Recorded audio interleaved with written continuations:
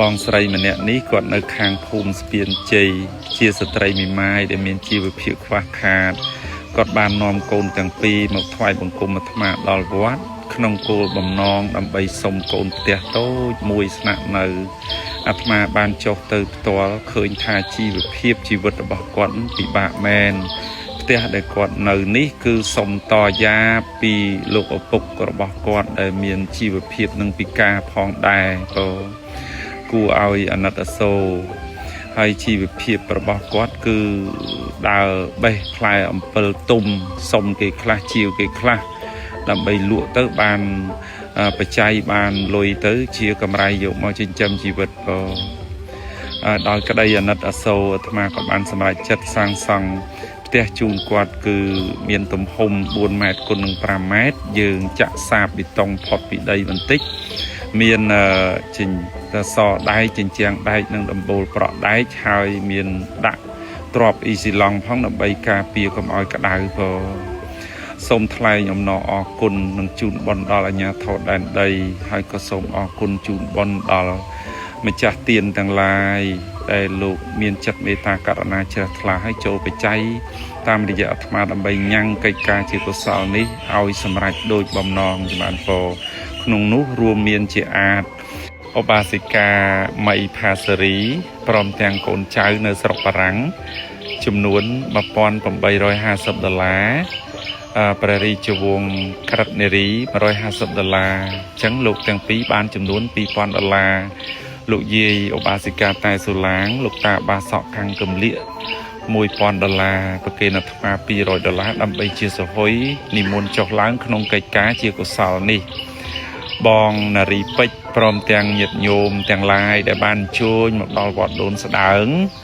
និងញាតិញោមដែលមិនបានអញ្ជើញមកហើយបានប្រគេនបច្ច័យផ្ញើបច្ច័យមកប្រគេនចំពោះអាត្មាដើម្បីកិច្ចការមនុស្សធម៌និងការចែកចម្លែកដល់មនុស្សចាស់ជរាឈឺមនុស្សជួបទុក្ខលំបាកក្រីក្រជាដើមចំបានក៏ដូច្នេះថវិកាទាំងអស់នេះអាត្មាត្រូវសាងសង់ផ្ទះរហូតដល់ទៅ4ខ្នង4កន្លែង4ទីតាំងផ្សេងគ្នាក្នុងគោលបំណងដើម្បីជួយសម្រាលទុក្ខជូនដល់បងប្អូនខ្មែរយើងអ្នកនៅមជ្ឈដ្ឋានជនបទដែលជួបការលំបាកឲ្យពួកគាត់ចេះតស៊ូណាក៏នៅក្នុងជីវិតនេះក៏ដោយអំណាចនៃបុណ្យដោយការសាងសង់ផ្ទះនេះសូមម្ចាស់ទានទាំងឡាយអ្នកមើលទាំងឡាយអនុមោទនាទទួលបុណ្យឲ្យបានគ្រប់គ្នាហើយសូមបុណ្យទាំងនេះផ្សាយជូនដល់បងប្អូនភាសិកនិងបងកងទ័ពរបស់យើងសូមឲ្យគាត់បានទទួលផលបុណ្យនេះមួយចំណែកកំបីខានសូមឲ្យព្រះរាជាណាចក្រកម្ពុជាបានសុខសាន្តតរៀងទៅនេះក្រែដែលត្រូវដាក់ក្នុងផ្ទះរបស់គាត់ក៏តម្លៃ30,000រៀលណាហ្នឹងហើយ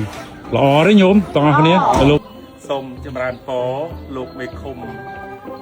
សេនារីឧត្តមនិងលោកមេភូមិស្ពានជ័យអញ្ចឹងណា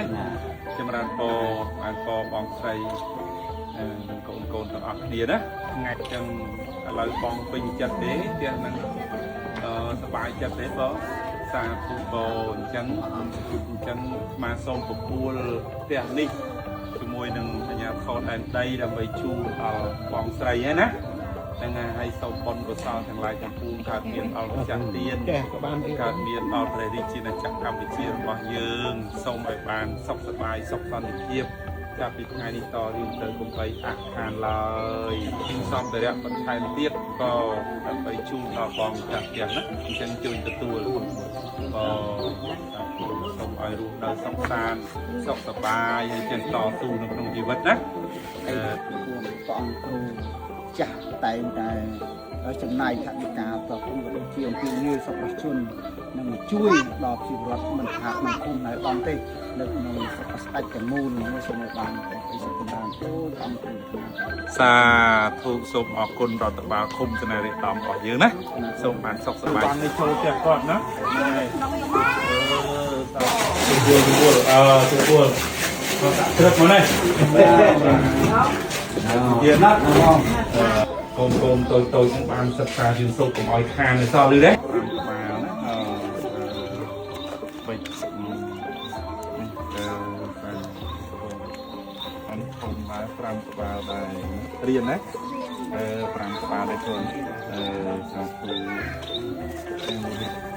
อันนี้មកបាទ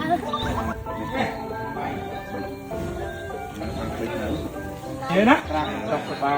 យលាទាំងអស់គ្នាឲ្យក៏ដល់ថ្ងៃសាធុក៏ ចង់អានអីវិញ យកត